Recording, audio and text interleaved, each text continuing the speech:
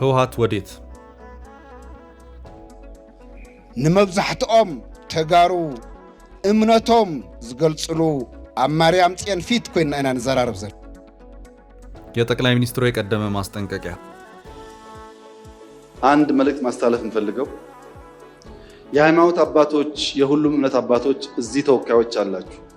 ሌላ ምንም ስራ የላችሁም። በፍጥነት ትግራይ ወደ ግጭት እንዳይገባ ወደ ጦርነት እንዳይገባ ስራችሁን አሁን ጀምሩ። ከተጀመረ በኋላ ብትናገሩ ዋጋ የለውም። አሁን የደብረ ጽዮን የፕሪቶሪያው ስምምነት ክህደት እንዳልኩት መንግስት እኮ ይቀጥላል ነው የሰማነው። መንግስት ይቀጥላል፣ አፍርሱት አይደለም። መንግስት ይቀጥላል። እንደዚህ ነው እየተስማማን ያለ ነው። ሰራዊቱም የከባድ መሳሪያ ነው።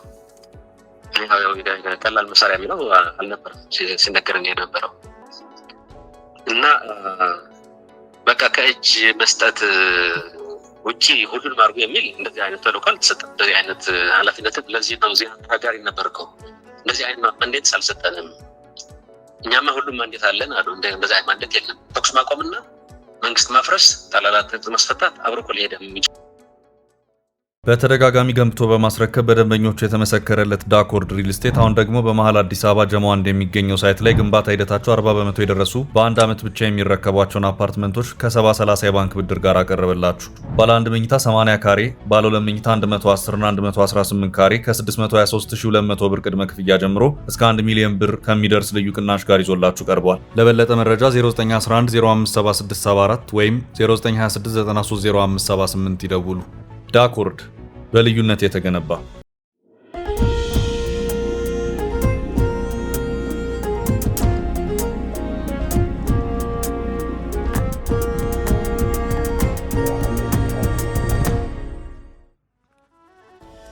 ህወሓት ወደ ለየለት ጦርነት ለመግባት የመጨረሻው ጫፍ ላይ የደረሰው ነው እየታየ ነው። እስከ ዛሬ ያሰለጠናቸውን ታጣቂዎች ማንቀሳቀስ፣ ወታደራዊ ትንኮሳዎችን ማካሄድ እና በቃ ከዚህ በኋላ ትግስታችን አልቋል አይነት መግለጫዎችና ቃለ ምልልሶች ሲሰጡም ከርመዋል። ትግራይ አሁንም ተመልሳ ወደ አደገኛ የመከራ ቅርቃር እየገባች ነው። ህወሓት ሊፋታት አልቻለም። የኢትዮጵያ አየር መንገድ የትግራይ በረራዎች ሙሉ በሙሉ መቋረጣቸውን የሚያመለክቱ መረጃዎች እየወጡ ነው። ከወራት በፊት በመሐላ ጦርነት ለማስጀመር አክሱም ጽዮን ላይ አሁን እየተነጋገርን ያለነው አብዛኞቹ ትግራውያን እምነታቸውን በሚገልጹበት አክሱም ጽዮን ፊት ለፊት ሆነን በማለት ቃለ መሐላ ሲያሰሙ የነበሩት ጀነራል ምግበና ጓዶቻቸው ያለፈው እልቂት ተረስቶ ወደ አዲሱ የጦርነት ድግስ እየገቡ ነው። ንመብዛሕትኦም ተጋሩ እምነቶም ዝገልጽሉ ኣብ ማርያም ጽዮን ፊት ኮይና ኢና ንዘራርብ ዘር የምዕራብ ትግራይን እናስመልሳለን የሚለው አዲሱ የጦርነት መፈክር ሆኗል። ከዚህ ጀርባ ግን ሌሎች በርካታ ውስብስብ ጉዳዮች አሉ። ህወሓት በመጪው ምርጫ የለበትም፣ የፓርቲው እውቅናም የለውም። በአንጻሩ ሌሎች በርካታ ፓርቲዎች በትግራይ ምርጫ ለመሳተፍ ዝግጅት በማድረግ ላይ ይገኛሉ። የአሁኑ የህወሓት የጦርነት ጉዞ እኔ ካልበላሁት ጭሬ ልድፋው ይመስላል። በአንድ መልኩ ህወሓት በመጪው ግንቦት ወር ከሚካሄደው ሀገራዊ ምርጫ ውጭ ሆኗል። እንደ ፓርቲ ማሟላት የሚገቡትን መስፈርቶች በማሟላት ወደ ምርጫው ግባ ቢባልም አሻፈረኝ በማለት በእንቢታው ቀጥሏል። በቀናት በሳምንታትና በወራት የተከፋፈለ የምርጫ ጊዜ ሰሌዳውን ይፋ ያደረገው የኢትዮጵያ ብሔራዊ ምርጫ ቦርድ በትግራይም ጭምር ምርጫውን ለማካሄድ እየተዘጋጀ ነው። ህወሓት በራሱ መንገድ ራሱን ከምርጫው በማግለሉ በትግራይ ለመጀመሪያ ጊዜ ህወሓት አልባ ምርጫ ሊካሄድ መሆኑን የህወሓት ፖለቲከኞችና ወታደራዊ አመራሮች ያውቃሉ። ለ50 ዓመታት ወይም ግማሽ ክፍለ ዘመን ያህል በህወሓትና በህወሓት የበላይነት ብቻ ተይዞ የነበረው የትግራይ ፖለቲካ ርስትነት የሚያበቃበት ሂደትን የሚያመላክቱ ሁኔታዎች የታዩት ከብቸኛው ህወሓት በመለስ በትግራይ በጥቂት ጊዜያት ውስጥ በርካታ ፓርቲዎች መመስረታቸው ነው። ስምረት ፓርቲ፣ ሳልሳይ ወያኔ፣ ብሔራዊ ባይቶና አባይ ትግራይ፣ አረና ትግራይ፣ ትንሳኤ ሰባ እንደርታ፣ ውድብ ወለዲ ትግራይና ውድብ ናጽነት ከሚጠቀሱት ትግራይ ተኮር ፓርቲዎች መካከል ናቸው። አንዳንድ መረጃዎች በትግራይ በአሁኑ ሰዓት በአስራዎቹ የሚቆጠሩ ፓርቲዎች የተመሰረቱ መሆኑን ያመለክታሉ። ሁሉም ፓርቲዎች የየራሳቸው የፖለቲካ አቋምና አካሄድ ቢኖራቸውም ሁሉንም በተመሳሳይ አቋም ላይ ከሚያስማሟቸው ነጥቦች መካከል አንደኛው በትግራይ የህወሓት ብቸኛ የፓርቲ የበላይነት ሊያከትም ይገባል የሚለው ነው ይታያል።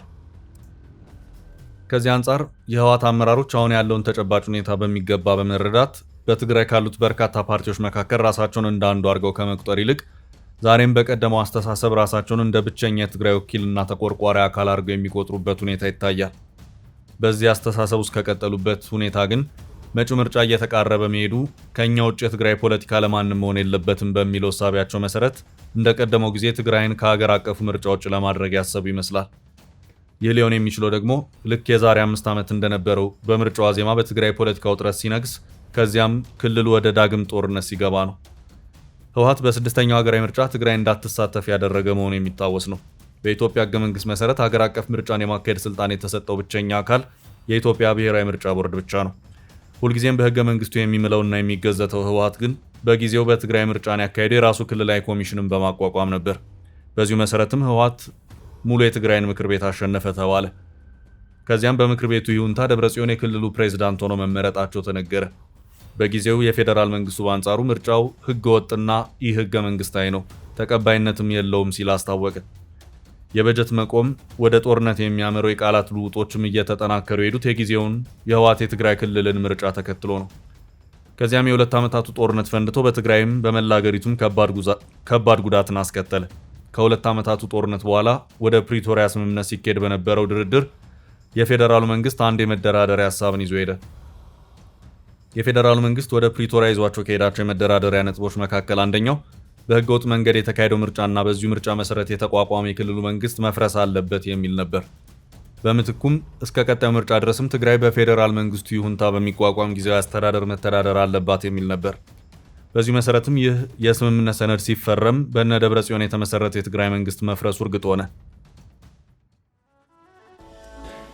ፕሪቶሪያ ስምምነቱ አንደኛ ቲፒኤልኤፍ ህጋዊ ምርጫ አላደረገም፣ ህገ መንግስት ጥሶ ነው ያካሄደውና ያን የጨበራ ምርጫ ይሰርዝ። እሺ ይሰርዛለሁ። ሁለተኛ በዚያ ምርጫ ሲያበያ የተቋቋመው መንግስት ይፍረስ፣ ህጋዊ መንግስት አይደለም። ምክር ቤቱ ይበተን፣ ህጋዊ ምክር ቤት አይደለም። ሶስተኛ ከሁሉ የተውጣጣ መንግስት ይመረጥ፣ ትራንዚሽናል ገቨርንመንት ይቋቋም። ቀጥሎስ በህዝብ የተመረጠ መንግስት እና ህገ መንግስት አከብራለሁኝ። እዚህ ያለው ጠቅላይ ሚኒስትር ነው ተመርጧል። እዛ ያለው ፕሬዝዳንት ግን ይወርዳል ነው ስምምነቱ። ስምምነቱ ከተፈረመ ከበርካታ ጊዜያት በኋላ ግን ደብረጽዮን እኛ ያልመራነው መንግስት እንዴት በትግራይ ይኖራል በሚመስል መልኩ የቀደመውን ህወሓት የፈረመውን የፕሪቶሪያውን ስምምነት 100% ክደው አንድ ቃለ ምልልስ ሲያደርጉ ተሰሙ። ይህ ቃለ ምልልሳቸው እኛ መንግስት እንደሚቀጥል ነው የምናውቀው የሚል ነበር። ደብረጽዮን አክለውም ትጥቅም ቢሆን ፍቱ የተባልነው ከባድ መሳሪያን ብቻ ነው በማለት በግልጽ በፕሪቶሪያው ስምምነት ላይ የተቀመጡትን አንቀጾች በዚሁ ቃለ ምልልሳቸው ሲክዱም ተሰሙ። እንስማቸው። እንዳልኩት መንግስት እኮ ይቀጥላል ነው የሰማነው። መንግስት ይቀጥላል፣ አፍርሱት አይደለም። መንግስት ይቀጥላል። እንደዚህ ነው እየተስማማን ያለ ነው። ሰራዊቱም የከባድ መሳሪያ ነው። ቀላል መሳሪያ የሚለው አልነበረም ሲነገረን የነበረው እና በቃ ከእጅ መስጠት ውጪ ሁሉንም አድርጎ የሚል እንደዚህ አይነት ተልዕኮ አልተሰጠም። እንደዚህ አይነት ኃላፊነት ለዚህ ነው ዜና ተናጋሪ ነበርከው። እንደዚህ አይነት ማንዴት አልሰጠንም። እኛማ ሁሉም ማንዴት አለን አሉ። እንደዚህ አይነት ማንዴት የለም። ተኩስ ማቆምና መንግስት ማፍረስ፣ ታላላት ማስፈታት አብሮ እኮ ሊሄድ የሚችል። ያም ሆኖ በዚሁ መሰረት ደብረጽዮን ፕሬዝዳንት የሆኑበት መንግስቱም ከመፍረስ አልዳነም። ደብረጽዮን ይህንን የተናገሩት መንግስታቸው ከፈረሰ በኋላ ነው። በጊዜው ጊዜያዊ መንግስቱ ሲቋቋም ህወሓት 50% ድርሻ ወሰደ። ደብረጽዮን እኔ ፕሬዝዳንት ካልሆንኩ ብለው የፖለቲካ አምባጓሮ ያነሱት በኋላ ነው። መጀመሪያ ግን እሳቸው የጊዜያዊ አስተዳደሩ ፕሬዝዳንት የሚሆኑ መስሏቸው በደስታ ሲተባበሩም የነበረ መሆኑ የሚታወስ ነው።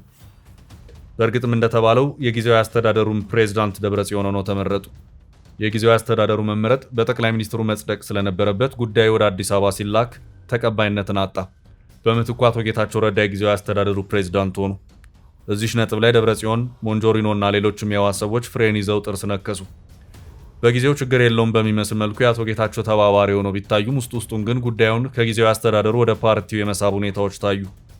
እናም በህወሓት የተለመደው የፓርቲ የፖለቲካ ባህል መሰረት ግምገማ በሚል የውስጥ ፓርቲ ንትርክ ተጀመረ። አቶ ጌታቸውን ከላይ ከታች አጣደፏቸው። የፓርቲው ጭቅጭቅ እየተቀጣጠለ ሄዶ ወደ ጊዜያዊ አስተዳደሩ አመራ። ጉዳዩን በሽምግልና ደረጃ እስከ ፌዴራል መንግስቱም አመራ። ደብረጽዮንም ለ2 ጊዜያት ያህል ተመላልሰው ጠቅላይ ሚኒስትሩ አቶ ጌታቸውን ቀሪ አድርገው እሳቸውን የጊዜያዊ አስተዳደሩ ፕሬዝዳንት እንዲያደርጓቸው ደጋግሞ የተማጸኑ መሆኑ ተነገረ። በግልጽና በአጭር አማርኛ አይሆንም በሚል ቅጩ ተነገራቸው። በእርግጥ ደብረጽዮን በጊዜው ሲነገር የነበረውን ይህንኑ የ4 ኪሎ ተማጽኗቸውን ደጋግሞ በጥብቅ አስተባብለዋል። ያም ሆነ በጊዜው አስተዳደር ውስጥ ያለው የውስጥ ፍትጊያ በ4 ኪሎ የፌዴራል መንግስት አመራሮች ሽምግልና ሊቆም አልቻለም። የደብረጽዮን ህወሓት እና አቶ ጌታቸውን ብሔራዊ ከሃዲ ቡድን በማለት ፈረጀ። ደብረጽዮንም በፕሪቶሪያው ስምምነት እነ ጌታቸው ከተነጋገርነው ውጪ በህዝብ የተመረጠውን መንግስት አፍርሰው መጡ በማለትም የፕሪቶሪያውን ስምምነት በግልጽ ኮነኑ። ይህ ከተሰጣቸው የተደራዳሪነት ስልጣን ወይም ማንዴት ውጪ ነው። ደብረጽዮን እንደውም በራሱ በፕሪቶሪያው ስምምነት ላይ ዳግም ድርድር የሚያስፈልግ መሆኑን ጭምር ሲናገሩ ተደመጡ። ህወሓት የፕሪቶሪያው ስምምነት ፈራሚ ሆኖ በህገ ወጥ ምርጫ የተቋቋመውና በእሳቸው ፕሬዝዳንትነት የተመሰረተው መንግስት እንደሚፈርስ ቢታወቅም ደብረጽዮን ግን የፈረመውን ህወሓትን ትተው በስምምነቱ የፈረሰውን መንግስት ፈራሚ አድርገው ብቅ አሉ። አሁንም እንስማቸው። የተላኩት መንግስትን ወክለው ነው፣ የትግራይ መንግስት እንጂ ህወሓት ወክሎ የተላከ ልዑክ አልነበረም። የህወሓት አመራር አባላት ሁለት ናቸው የነበሩት ከቲሙ አቶ ጌታቸውና ዶክተር ፍስሐ። ሌላው የህወሓት አባልም የለም። በጠቅላላ ጦርነቱ ሁሉንም ወገኖች ያሳተፈ ስለሆነ የህወሓት አባል ይሁን አይሁን አስተዋጽኦ ያለው ከዛ ምሁራንም ጨምረን የላክነው ነው። ስለዚህ ልዑኩ የህወሓት እንዳልሆነ አንዱም መታወቅ አለበት። እሱ ነው መሆን ያለበት። የቲፒኤልኤፍ የተባለው እኮ መጨረሻው ነው። እኛም እንደ ቲፒኤልኤፍ ለምን ፈረማችሁ ብለን የወቀስናቸውም ለዛ ነው። ፕሪቶሪያ ስምምነቱ አንደኛ ቲፒኤልኤፍ ህጋዊ ምርጫ አላደረገም። ህገ መንግስት ጥሶ ነው ያካሄደውና ያን የጨበራ ምርጫ ይሰርዝ። እሺ ይሰርዛለሁ። ሁለተኛ በዚያ ምርጫ ሲያበያ የተቋቋመው መንግስት ይፍረስ፣ ህጋዊ መንግስት አይደለም። ምክር ቤቱ ይበተን፣ ህጋዊ ምክር ቤት አይደለም።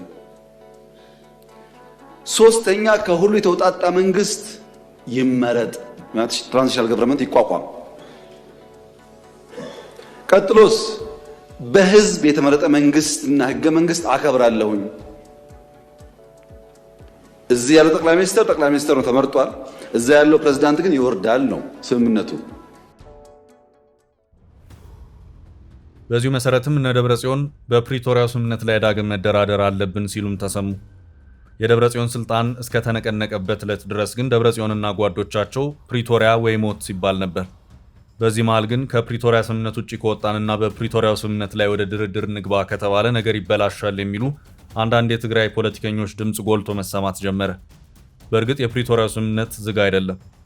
ሁለቱ ስምምነቱን የፈረሙት አካላት ከተስማሙ በስምምነቶቹ ዙሪያ መነጋገርና የስምምነት ማስተካከያዎችን ማድረግ እንደሚችሉ ያስቀምጣል። ነገር ግን በእነ ደብረጽዮን በኩል የተፈለገው ነጥብ የእነሱን ስልጣን የተመለከተው አንቀጽ ወይም ሐሳብ ማስተካከያ እንዲደረግበት ነበር።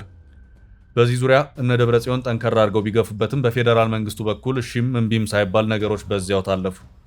በእርግጥ እነ ደብረጽዮን ይህን ጉዳይ በሚዲያ ደረጃ ከመናገር ባለፈ ለፌዴራሉ መንግስት በይፋ ስለማቅረባቸው የታወቀ ነገር የለም። ያም ሆኖ ግን የትግራይ ፖለቲካ ጫናውና ውጥረቱ በርትቶ አቶ ጌታቸው፣ ጀነራል ጻድቃንና ሌሎችም ትግራይን ጥለው ወጡ። ይህ የእነ ደብረጽዮን እፎይታ ነበር። የብሔራዊ ክህደት ቡድኑ ከትግራይ ተነቅሎና ተጠርጎም ወጣ ተባለ።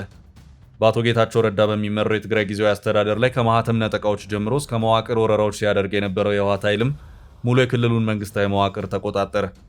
ለተወሰኑ ቀናትም በአቶ ጌታቸው ምትክ ትግራይን በጊዜያዊ አስተዳደር ፕሬዝዳንትነት ማን ይመራ ይሆን የሚለውን ጉዳይ ጥያቄ ሆኖ ሰነበተ። ሌተናል ጀነራል ታደሰ ወረደም አዲስ አበባ ሹመታቸውን ተቀብለው መቀሌ ገቡ።